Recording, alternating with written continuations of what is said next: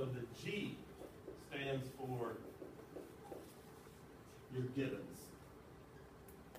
So everything that the problem states is what it gives you. All the information that you can pull out. This also includes looking for those keywords.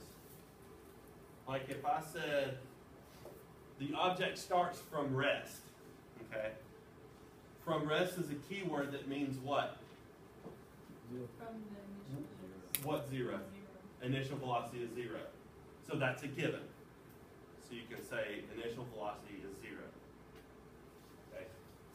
The U stands for your unknown. In other words, what's the problem asking you to solve for? And it could be one of those 5 things. It could be acceleration, time, displacement, initial velocity, or final velocity.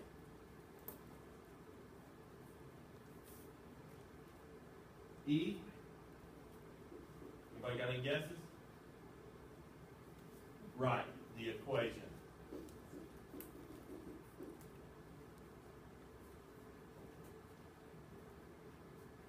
You write down the equation. 1, 2, 3, or 4. Okay. We've gone over that. But you have to write out the equation. Let's say I'm using equation number 1. You know, that's not very helpful for you. I want you to actually write out this.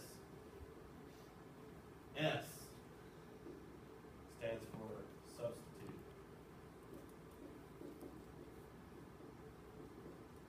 Substitute your givens and your unknowns into your equation. That's the easy part. That's going to be really, really simple. And then the second S stands for your solution. Yeah, you solve it. Solution. And include your units. So if it's asking you for displacement, don't give me 14. I want 14 meters. When I grade your work, whenever you do a problem and it comes time for me to grade it, I grade it based off of this. And every single one of these things is a point. So there's a point for you showing me your givens. There's a point for you telling me what your unknown is. A point for the equation.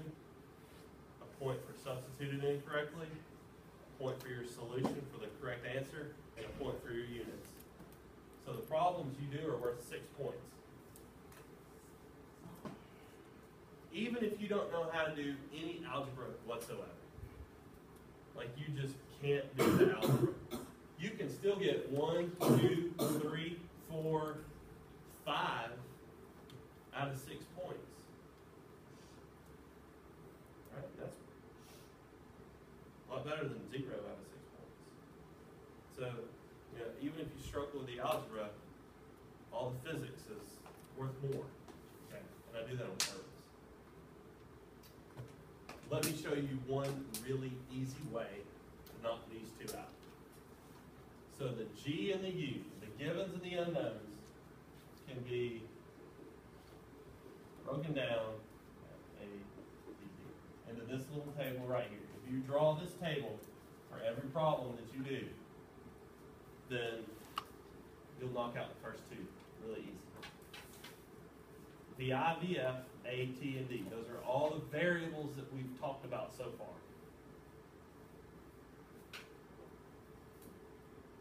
So you're going to read the problem, right? Maybe a couple of times. And then you're going to maybe sketch it out, figure out what's happening, and then pull off all your information and just store it in this little table. Yes, sir? I definitely would.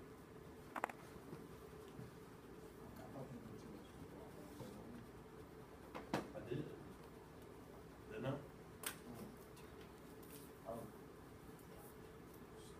Everybody else is writing it down.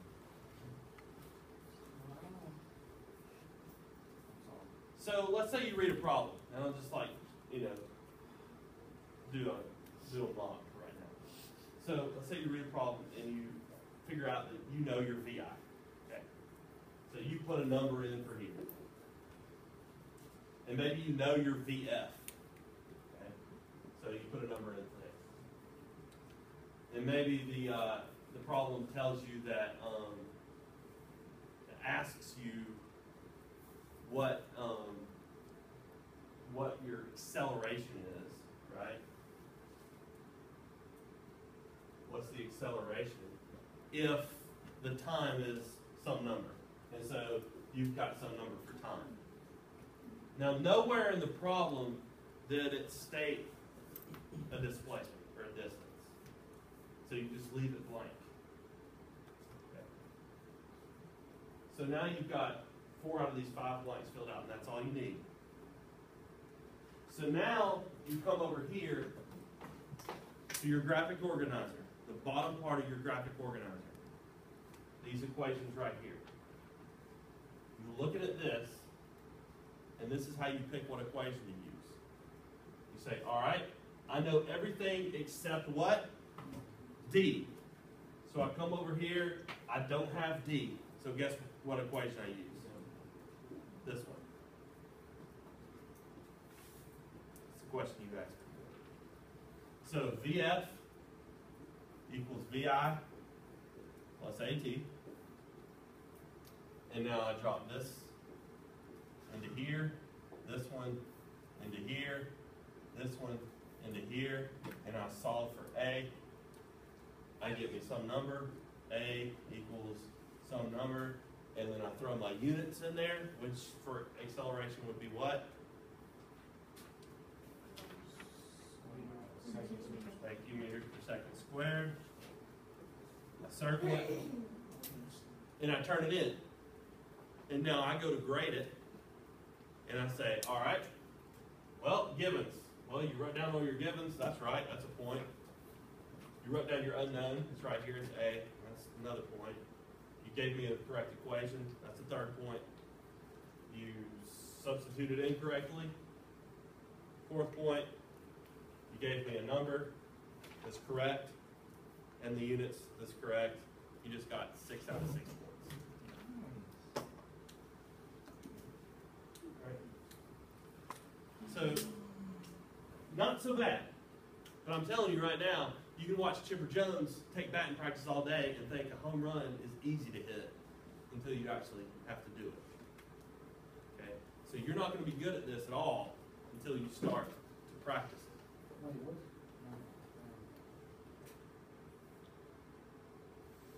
I'm going to show you an example problem, and I'm going to do it up here just like this. I'm going to do it. And then you guys are going to get your practice. All right? So the example problem is a person riding a bicycle.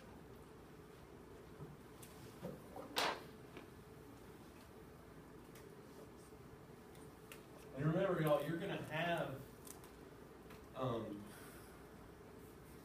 have your graphic organizer anytime you need it, you know, for the practice.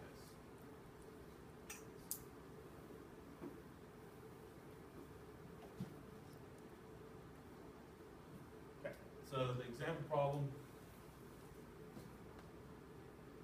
is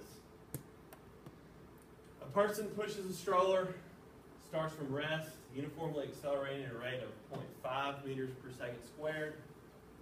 What's the velocity of the stroller after it's traveled 4.75 meters? Okay, so if I want to, I can draw a little sketch. This has already got, you know, something going. I see the stroller being pushed. All right, we're going to assume motion is towards the right, so it's positive direction, because that's easy. We can assume that. That's okay. So let me go ahead and start with my VI, VF, AT, and D table. And I haven't yet figured out really what to call this, so I call it VI, VF, AT, and D table.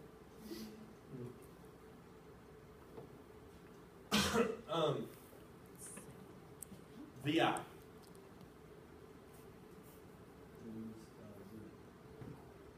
Turn it off.